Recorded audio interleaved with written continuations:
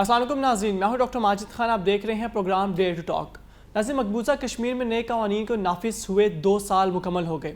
ان 2 سالوں میں مقبوضہ کشمیر میں موجود عوام پر بہت سارے ظلم و ستم کیے گئے، ان پہ پابندیاں بھی لگائی گئی. اس دوران کچھ مسلم ممالک نے ان کے لیے آواز بھی اٹھائی، مگر کچھ مسلم ممالک مکمل طور پر خاموش رہے. یہ 2 سال کیسے گزرے کشمیر کے، اور ان 2 سالوں بعد اس وقت کشمیر کہاں پر کھڑا ہے، اس پہ بات کریں گے. ہمارے ساتھ موجود ہیں ڈاکٹر عارف صدیقی صاحب. السلام علیکم ڈاکٹر صاحب. وعلیکم السلام. ڈاکٹر صاحب، 2 سال گزر گئے کشمیر پہ نئے قانون نافذ جی، آرٹیکل 370A اور یہ بالکل 78 لگایا گیا. تو آپ کیا سمجھتے ہیں کہ ان 2 سالوں بعد کشمیر اس وقت کہاں کھڑا ہے؟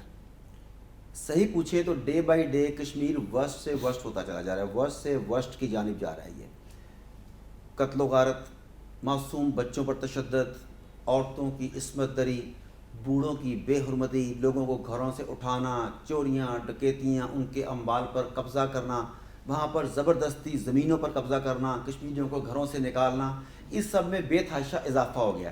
اب یہاں پر تو اضافہ ہوا کشمیریوں پر ظلم میں، دوسری طرف عالمی برادری جسے ہم کہتے ہیں، جسے عالمی برادری کہتے ہوئے شرم آتی ہے، ان کی بے حسی میں بھی اضافہ ہوا. آپ دیکھیں کہ 2 سال پہ وہاں 2 سال سے وہاں میڈیکل کی سہولیات میسر نہیں ہیں، وہاں انفارمیشن کی سہولیات میسر نہیں ہیں، وہاں غیر جانبدار صحافیوں کو جانے کی اجازت نہیں ہے، وہاں بین الاقوامی ڈیلیگیشن نہیں جا سکتے.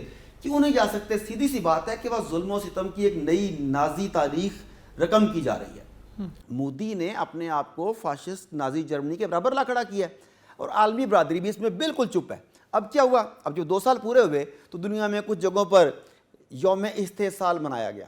تو مجھے بتائیے کہ اس یوم استحصال منانے سے کشمیریوں کو کیا فائدہ ہوا؟ آپ نے وہاں پر 4 پلے کارڈز اٹھا لیے، ہم نے کشمیریوں پر ظلم و ستم کے خلاف اپنی آواز بلند کر دی، ہم بھی یہ آواز بلند کر رہے ہیں، مگر سوال یہ کشمیری کہاں کھڑے ہیں؟ 2 سال پہلے جہاں کھڑے تھے وہیں ہیں، یا اس سے بھی بدتر حالت میں ہو گئے ہیں؟ کشمیر کی ڈیموگرافی چینج کرنے کی کوشش کی جا رہی ہے. ان 2 سالوں میں ان کی زمینوں پر قبضے کیے گئے، انہیں وہاں سے بے دخل کیا گیا، ان کی آبادی کم کرنے کے لیے انہیں مار دیا گیا، کئیوں کو لاپتہ کر دیا گیا، کڈنیپ کر دیا گیا، اور عالمی برادری چپ ہے. اور اس پر المیہ ایک اور دیکھیں آپ کہ وہاں پر میڈیکل کی فیسلٹیز بھی نہیں ہیں، اور اوپر سے جو موجودہ ایک وبا چل رہی ہے جس سے ہم لوگ پلینڈیمک کہہ رہے ہیں، بار بار ہم یہ کہہ رہے ہیں کہ یہ وبا مین میڈ ہے. اچھا ابشک آپ اسے میرے پرسپیکٹیو سے دیکھ لیں کہ یہ مین میڈ ہے، یا آپ جو بین الاقوامی میڈیا بتا رہا ہے کہ یہ قدرتی وبا ہے. اسے آپ جس بھی نظر سے دیکھیں، کیا کشمیر میں رہنے والے ملینز آف پیپل اس کی ٹریٹمنٹ کے، یا اس سے بچاؤ کے، یا اس سے تحفظ کے لیے اس کی حقدار نہیں ہیں؟ بالکل ہے. کیا آپ انہیں انسان ہی نہیں سمجھتے؟ تو ان تمام تر مشکلات کے باوجود وہاں پہ بھارتی جبر جاری ہے، اور عالمی برادری جسے ہم کہتے ہیں، اس برادری کہنا نہیں چاہیے، بیسیکلی وہ بگ برادرز ہیں، زائنز ہیں، وہ سارے کے سارے سلیبی ہیں. یہ لوگ چپ بیٹھے دیکھ رہے ہیں. آپ عالمی برادری کی بات تو کر رہے ہیں، مگر ہم چلے پاکستان کی بات کرتے ہیں. پاکستان جو ہمیشہ کشمیر کی بات کرتا ہے، تو ان 2 سالوں میں پاکستان نے کیا کیا کشمیر کے لیے؟ بہت ہی شرمناک سوال ہے. سوال تو ٹھیک ہے، اس کا جواب شرمناک ہے. میرا سر جھک رہا ہے، میری آنکھیں نہیں بلند ہو رہی کہ ہم نے بھی کشمیر کو بھلا دیا. ہم جو کہتے تھے کہ کشمیر ہماری شاہرگ ہے، ہم جو کہتے تھے کہ کشمیری ہمارے بھائی ہیں، ہم جو کہتے تھے کہ ہمارا آخری قطرہ خون بھی کشمیر اور کشمیریوں کے تحفظ کے لیے قربان ہو جائے گا، وقت آنے پر یہ سب ایک زبانی نعرے ثابت ہوئے. بہت دکھ سے کہنا پڑ رہا ہے کہ پہلے تو چلو حکومتیں آواز تو اٹھاتی تھیں، انہوں نے آواز اٹھانی بھی بند کر دی. انہوں نے کہا کہ ہم آدھا منٹ کے لیے یا 1 منٹ کے لیے کھڑے ہوا کریں گے، اور اس سے بھارتی فوج جو ہے وہ شکست سے 2-4 ہو جائے گی، پوری دنیا میں بھارت کا منہ کالا ہو جائے گا. انہوں نے یہ اسٹریٹجی اپنائی، اس کے بعد یہ بھی چھوڑ دی. یہ تو تھا حکومتی سطح پر. اس کے بعد اگر آپ دیکھیں تو ہماری کچھ ایسی مذہبی جماعتیں تھیں جو مذہب کا لیبل استعمال کرتی تھیں، ان کا نام لینے کی ضرورت نہیں، آپ کو پتہ ہے وہ کون کون تھیں. وہ کسی نہ کسی سطح پر کشمیر کاز کو زندہ رکھے ہوئے تھیں. اس کے بعد نہ جانے کون سی مصلحتیں تھیں، یا کون سا جبر تھا، یا کون سا لالچ تھا کہ ان لوگوں نے بھی ان کے حق میں آواز اٹھانی بند کر دی. یہ دوسرا سٹیپ ہوا. تیسرا سٹیپ یہ ہوا کہ اگر آپ آج سے چند سال پہلے پبلک سے ملے ہوں، کشمیر کے بارے میں بات کی ہو، تو بے دھڑک سب یہ کہتے تھے کہ کشمیر ہمارا ہے، کشمیر کے لیے جان دیں گے، غزوہ ہند کی تیاری کریں گے. مطلب لوگوں کے اندر ایک جوش اور ولولہ تھا. آج ایسا بھی کچھ نہیں ہے. آج تو وہ 5 فروری کو اس لیے یاد کرتے ہیں کہ پکنک پہ جائیں گے. یار یوم کشمیر ہوگا نا، کشمیر ڈے چھٹی ملے گی، ہم اپنے بچوں کو لے کے پکنک پہ چلے جائیں گے. یہ آپ لوگوں نے کشمیر کے شہداء کے ساتھ غداری کی ہے. اب آپ دیکھ لیں حکومتی سطح فارغ، مذہبی جماعتیں جو مذہبی اور سیاسی جماعتوں کے ٹیگ کے ساتھ چل رہی تھی اس معاملے میں بالکل پس پشت پہ چلی گئی. عوام وہ بالکل پیچھے ہٹ گئے. اب تو کچھ بھی نہیں رہا. آپ کی باتوں سے بھی اور اس کے علاوہ بہت سے لوگ جو ہے تمام خاص و عام لوگوں کی زبان پہ یہ بات بہت زیادہ عام ہے کہ کشمیر کا سودا کر دیا گیا ہے. آپ کی باتوں سے بھی مجھے کچھ ایسا ہی فیل ہو رہا ہے کہ کیا واقعی میں کشمیر کا سودا کر دیا گیا؟ دیکھیں سودے دو طرح کے ہوتے ہیں، ایک اوور دا ٹیبل جو سب کے سامنے ہوتے ہیں، ایک انڈر دا ٹیبل جو آپ ڈیسائیڈ کر چکے ہوتے ہیں مگر لوگوں کے سامنے اس کی شکیں اس کے مندرجات نہیں لانے دے رہے ہوتے آپ. تو آن ٹیبل تو ایسا کچھ نہیں ہوا، لیکن جو حقائق بتا رہے ہیں، جو ہمارے آس پاس صورتحال چل رہی ہے، وہ ساری کی ساری یہ بتاتی ہے کہ معاملہ کہیں نہ کہیں پہ گڑبڑ ہے. اب دیکھیں کہ بین الاقوامی طاقتیں بالخصوص امریکہ، ان کی اس علاقے میں بڑی گہری دلچسپی ہے. امریکہ تو یہ چاہتا ہے کہ مقبوضہ کشمیر اور اس کے آس پاس کا علاقہ اسے انڈیپینڈنٹ اسٹیٹ قرار دے دیا جائے گا، بفر زون قرار دے دیا جائے، اور وہاں پیس فورسز کی نام پہ وہ اپنے ایجنٹس بھیج دے جس کے ذریعے وہ پورے خطے پر نظر رکھ سکے. ڈیفینیٹلی اسے چائنا سے بہت بڑا خطرہ ہے، پاکستان اس کے لیے بعض اوقات درد سر بن سکتا ہے، روس کے ساتھ اس کی مخاصمت بہت پرانی ہے. تو یہ ایک ایسا علاقہ ہے، ایک ایسا خطہ ہے جہاں پر اگر وہ اپنے اڈے قائم کر لے تو وہ خطے سے جانے کے باوجود خطے پر نظر رکھ سکتا ہے اور خطے میں مداخلت کے لیے اس کے پاس ہر وقت جواز بھی موجود رہ سکتا ہے. تو امریکہ کی تو شدید خواہش ہے کہ اسے بفر زون یا انڈیپینڈنٹ اسٹیٹ قرار دے کر یہاں پر آ جائے، لیکن اگر آپ دیکھیں تو یہ کوششیں تو کئی ڈیکڈ سے جاری ہیں. اس میں پاکستان نے اور آس پاس کی جو خطے کی ریاستیں انہوں نے بھی مداخلت کی، لیکن اب یہ ہو رہا ہے کہ پاکستان جس طریقے سے اس میں خاموشی اختیار کیے ہوئے ہے، لگتا ہے کہ خدا نہ خواستہ کہیں ایسا نہ ہو کہ بین الاقوامی طاقتوں نے یا امریکہ نے کسی قسم کا دباؤ ڈالا ہو یا کسی قسم کی ڈیل کی ہو، کسی قسم کا لالچ دیا ہو کہ تم اس معاملے پہ خاموشی اختیار کرو تو اس کے عوض تمہیں فلانی جگہ پر اکاموڈیٹ کر دیا جائے گا، کمپنسیٹ کر دیا جائے گا.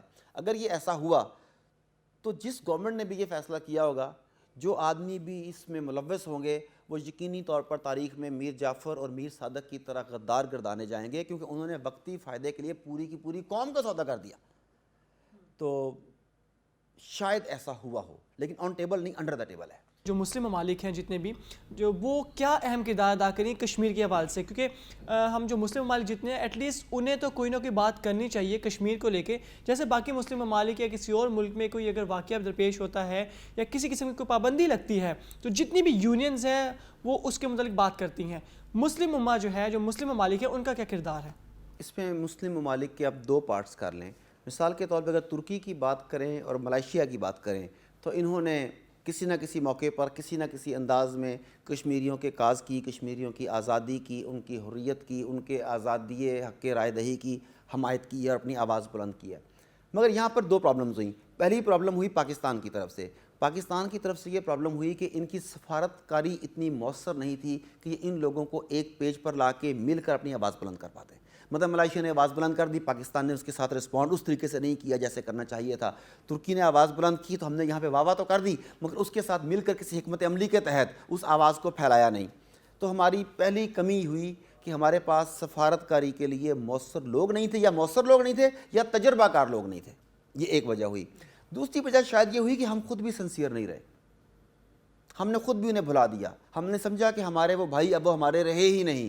تو ان دونوں کے نتیجے میں ہم بین الاقوامی مسلم برادری میں سے وہ ممالک جو ہمارے ساتھ کھڑے ہو سکتے تھے، ہم نے انہیں بھی اپنے سے دور کر دیا. اور دوسری طرف بہت بڑی تعداد ان مسلم ممالک کی ہے جنہوں نے اس میں قطعاً خاموشی اختیار کیے رکھی، بلکہ انہوں نے تو مودی کو بلا کر ہار پہنائے، اس کی آرتیاں اتاریں، اسے ریڈ کارپٹ ویلکم کہا. اپنے ملکوں میں مودی کو خوش کرنے کے لیے، مودی سرکار کو خوش کرنے کے لیے، RSS کے غنڈوں کو خوش کرنے کے لیے باقاعدہ مندر بنائے گئے، مندروں میں افتتاح کیا گیا اور بڑے بڑے حکمران طبقے کے لوگ ان مندروں میں جا کے ان کی سیوا کرتے نظر آئے. تو یہ تمام کے تمام مسلم ممالک جو تھے جنہوں نے ہمارا ساتھ نہیں دیا، انہوں نے امت مسلمہ کی پشت میں چھرا گھونپا اور آنے والے وقت میں انہیں اس کا خمیازہ بھی بھگتنا پڑے گا. ڈاکٹر صاحب، آپ نے بات کی کہ کچھ مسلم ممالک ایسے ہیں جنہوں نے مودی کو بلایا، ریڈ کارپٹ ویلکم دیا، مندر بنائے. کیا یہ جو مندر بنائے گئے یا یہ مودی کو خوش کیا گیا یا کسی اور کو خوش کیا جا رہا تھا؟ دیکھیں، کہا یہ جا رہا ہے کہ یہ اکانومی کے لیے کیا گیا، کہ ان کا اثر و رسوخ وہاں بہت زیادہ تھا، تو وہ انڈین مارکیٹ کو کیپچر کرنے کے لیے، انڈین مارکیٹ میں اپنی پروڈکٹس کو بیچنے کے لیے، ایک طاقتور سیکولر ملک سے تعلقات استوار کرنے کے لیے انہوں نے یہ کیا تاکہ وہ ایک بڑے ملک سے تعلقات خراب نہ کریں. ایک وجہ یہ ہے. دوسری وجہ جس کی طرف آپ نے اشارہ کیا، یہ بھی ممکن ہے کہ وہ بین الاقوامی طاقتیں جو اس دنیا میں کسی بھی نظریاتی ملک کا وجود برداشت نہیں کر سکتی، اور نظریاتی ملک بھی ایسا جس کی بنیاد وحدانیت ہو، جس کی بنیاد توحید ہو، جس کی بنیاد لا الہ الا اللہ ہو، اس کا وجود انہیں بہت ناگوار گزرتا ہے۔ تو یہ بھی ممکن ہے کہ انہوں نے ان کی غیرت، ان کی حمیت، ان کے ایمان پر شب خون مارنے کے لیے انہیں دھمکایا ہو، اور اس کے جواب میں یہ ہوا ہو۔ ڈاکٹر صاحب، اگر عالمی برادری جتنی بھی ہے، عالمی مسلم برادری، وہ کشمیر کے معاملے پہ پاکستان کا یا ہمارا ساتھ نہیں دیتی، تو پھر پاکستان کیوں فلسطین کے، شام کے یا لیبیا کے معاملے میں ہمیشہ الجھتا ہے؟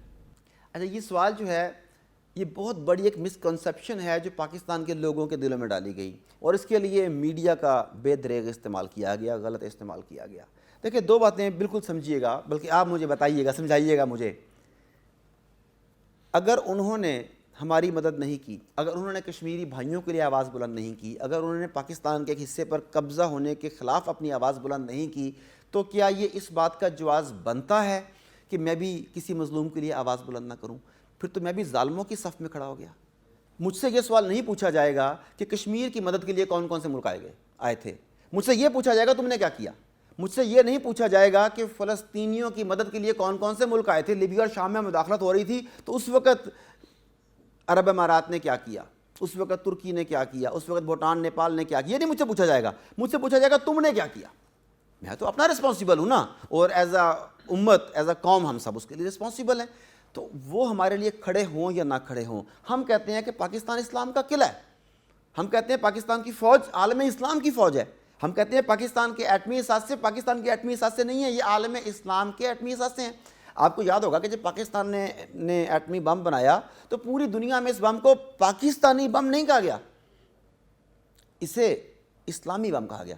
حالانکہ برطانیہ کے یا امریکہ کے بموں کو صلیبی بم نہیں کہا گیا، ہندوستان کے بم کو ہندو تباہ کا بم نہیں کہا گیا، پاکستان کے بم کو، ایٹمی بم کو، ان ایٹمی ہتھیاروں کو انہوں نے عالم اسلام کا بم قرار دیا۔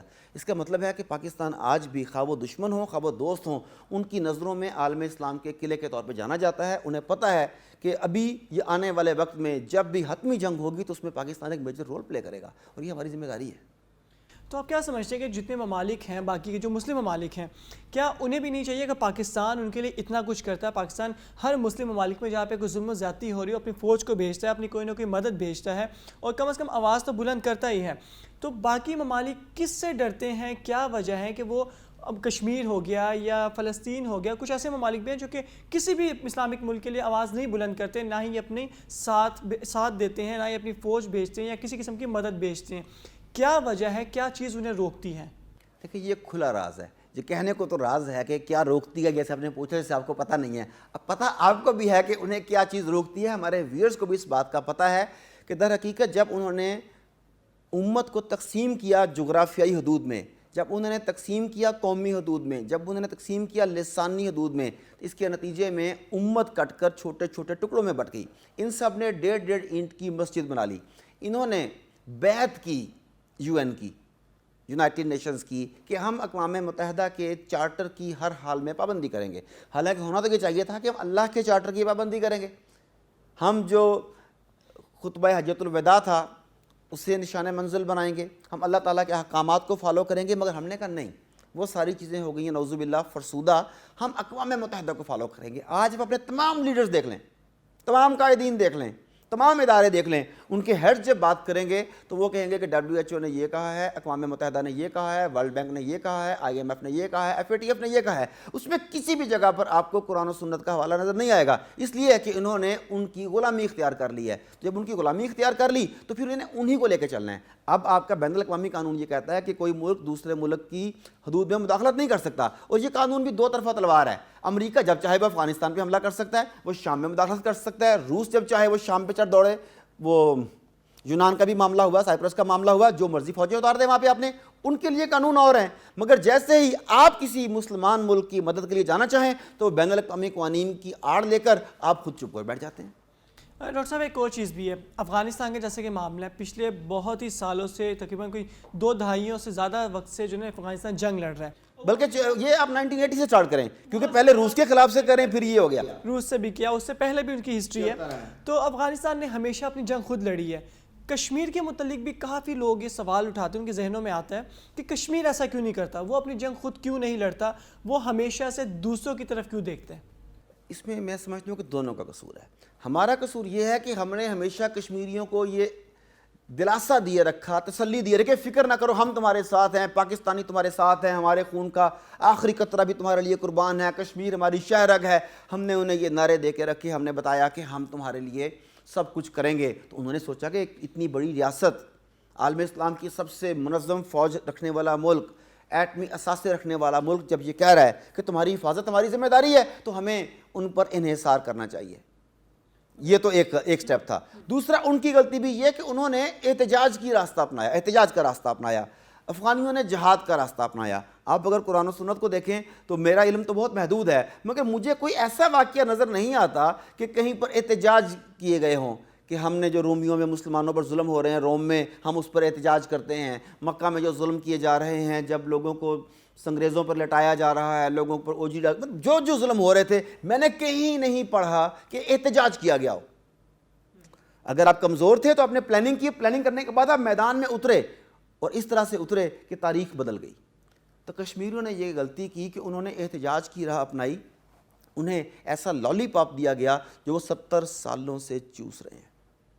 ہم سنتے ہیں، سوری میں بات کمپلیٹ نہیں ہوئی، ہم کئی سالوں سے سنتے ہیں کہ کشمیری فوج گھروں میں گھس گئی، کشمیری فوج نے عورتوں کی بے حرمتی کر ڈالی، بچوں کو مارا، بوڑھوں کو گھسیٹا، پتہ نہیں کیا کیا سنتے آ رہے ہیں. سوال یہ ہے کہ اگر ایک کشمیری مرنے سے پہلے ایک دو فوجیوں کو کیفر کردار تک پہنچا کے جاتا تو کیا صورتحال پھر بھی یہ ہوتی؟ ڈاکٹر صاحب 70 سالوں سے بھی زیادہ وقت سے جب لالی پاپ کشمیر کو دیا جا رہا ہے، اور کشمیر کو بھی پتہ اب تک تو لگ جانا چاہیے کہ مجھے لالی پاپ دیا جا رہا ہے آل اوور دا ورلڈ سے، صرف ہم پاکستان کی بات نہ کریں، باقی ممالک کی بھی بات کریں، تو یہ لالی پاپ انہیں مل رہا ہے تو اس کے باوجود بھی احتجاج کو ختم کر کے جہاد کا راستہ کیوں نہیں اپناتے؟ اس کے بہتر جواب تو کشمیری ہی دیں گے، یا ان کے اکابرین دیں گے، یا ہمارے اکابرین دیں گے. جیسا کہ میں نے کہا کہ انہوں نے امت مسلمہ کو چھوٹے چھوٹے ٹکڑوں میں بانٹ دیا. اب وہ احتجاج کی راہ اس لیے نہیں اپناتے کہ انہیں بتایا گیا کہ اس دنیا میں صرف ٹیبل ٹاک ہی مسائل کا حل ہے. آپ کو ایسے محاورے دیے گئے کہ تلواروں سے معاملات حل نہیں ہوتے، اسلحے سے معاملات حل نہیں ہوتے، مگر یہ پرچار کرنے والے یہ کیوں نہیں بتاتے کہ نبی صاحب صلی اللہ علیہ وآلہ وسلم نے 28 غزوات لڑے، 57 سرائے روانہ کیے. مدینہ کی زندگی میں ہر 6 ہفتے میں ایک جنگی مہم بنتی ہے. تو اگر امن مذاکرات جو ہیں، جو ٹیبل ٹاک پہ بیٹھ کے مذاکرات کیے جاتے ہیں، اگر وہ اس کا حل ہوتے تو رسول پاک صلی اللہ علیہ وآلہ وسلم کے 57 سرائے اور 28 غزوات نہ ہوتے، اتنے ان کے مذاکرات کی ٹیبلز ہوتی. اور مذاکرات بھی جب کرتے تھے تو کیسے ہوتے تھے؟ میں آپ کو ایک وہ جو ایگریمنٹ تھا، پیس ایگریمنٹ، میں اس کی طرف بھی اشارہ کرنا چاہوں گا، جسے تاریخ میں صلح حدیبیہ کے نام سے جانا جاتا ہے. لیکن وہ پیس ایگریمنٹ ہونے سے پہلے بیعت رضوان ہوئی تھی، یہ نہیں بتاتے. ایک صحابی کے خون، سیدنا عثمان غنی رضی اللہ تعالیٰ عنہ کے بارے میں یہ خبر پھیل گئی تھی کہ انہیں شہید کر دیا ہے. تو وہاں پر 1400 صحابہ نے موت کی بیعت کی تھی ایک آدمی کے لیے، ایک شخصیت کے لیے. اور جب یہ استقامت دیکھی انہوں نے تو تب وہ صلح کے معاہدے کے لیے آئے. یہی ہوا تھا نا. تو آپ کمزوری دکھا کے جب معاہدہ کریں گے تو وہ کیسا معاہدہ ہوگا؟ تو کشمیریوں کو سمجھ لینا چاہیے کہ جب تک وہ اپنی سٹرینگتھ شو نہیں کریں گے، اور سٹرینگتھ احتجاج کی سٹرینگتھ نہیں، دشمن کو نقصان پہنچانے کی سٹرینگتھ، جب تک یہ سٹرینگتھ نہیں ہوگی، وہ اینٹ کا جواب پتھر سے نہیں دیں گے، انہیں کے ظلم و ستم برداشت کرنا پڑیں گے. ان دا لاسٹ ڈاکٹر صاحب، پاکستان کو کیا اقدامات کرنے چاہیے کشمیر کے لیے؟ دیکھیں، جو ہمارے بتائے جاتے ہیں، آواز بلند کر دی، ہم نے یوم استحصال منایا، ہم نے کشمیر ڈے منایا، یہ سب چیزیں وہی لالی پاپس ہیں جو وقتاً فوقتاً کشمیریوں کو اور ہم مسلمانوں کو تھمائے جا رہے ہیں کہ ہم کشمیر کے لیے بہت کچھ کر رہے ہیں. ہم نے کشمیر کمیٹی بنا لی، ہم نے کشمیر کمیٹی کا چیئرمین فلانی شخصیت کو بنا دیا، ہم نے ایک ڈیلیگیشن وہاں بھیج دیا، مگر اگر آپ رزلٹ دیکھیں تو ان تمام کا رزلٹ ہے 0. اور مجھے پتہ ہے کہ میری اس رائے سے بے شمار لوگ اختلاف کریں گے، حکومتی ادارے بھی اختلاف کریں گے، پبلک بھی اختلاف کرے گی، علماء بھی اختلاف کریں گے، نہیں دنیا بدل گئی ہے. مگر میں اس بات پر قائم ہوں کہ ظلم، جبر، ستم، استحصال کا جواب طاقت سے دیا جانا چاہیے. آپ کو اینٹ کا جواب پتھر سے دینا ہوگا، گولی کا جواب اگر آپ گولی سے نہیں دے سکتے تو آپ کو خنجر یا چھری سے دینا ہوگا. جب تک ایک ایک کشمیری کے بدلے 10 ہندو فوجیوں کے گلے نہیں کاٹے جائیں گے، کشمیر میں ظلم و ستم ہوتا رہے گا. بہت شکریہ ڈاکٹر صاحب آپ کا. ناظرین ہماری جو آج کی ٹاک تھی یہ کشمیر کے متعلق تھی کہ ان 2 سالوں میں کشمیر کہاں کھڑا ہے. ڈاکٹر صاحب نے بڑے اچھے سے ہر چیز کو ایکسپلین کیا ہے. ان دا لاسٹ ڈاکٹر صاحب نے بڑی اچھی ایک بات کی ہے کہ ہم سب اگرچہ جتنی مسلم امہ ہے وہ مل کر اگرچہ وار نہیں کرے گی, اگر وہاں پہ 5 کشمیریوں کو قتل کیا جا رہا ہے, شہید کیا جا رہا ہے, تو ان کے بدلے میں اگر 10 ہندو فوجیوں کو نہیں جو ہے نا قتل کیا جائے گا تو ہم تب تک جو ہے نا کشمیر کو آزاد نہیں کروا سکتے, اور نہ ہی کشمیر میں امن و امان لایا جا سکتا. اپنے لیے خود آواز اٹھانی ہوگی, اور ہم انڈیویجول بھی جو بھی جتنا کر سکے لازمی کرنا چاہیے, کیونکہ ایز اے مسلم کہا جاتا ہے کہ اگرچہ جسم کے ایک حصے پہ کہ چوٹ لگے تو پورے جسم کو فیل ہوتا ہے. ایسے ہی اگر مسلم امہ کے کسی ایک کونے میں کسی ایک شخص پہ کوئی ظلم ستم ہو رہا تو اس کو پوری امت کو محسوس کرنا چاہیے. آپ کے میزبان ڈاکٹر ماجد خان کو اجازت دیجیے, پھر ملاقات ہوگی آپ سے. اللہ حافظ.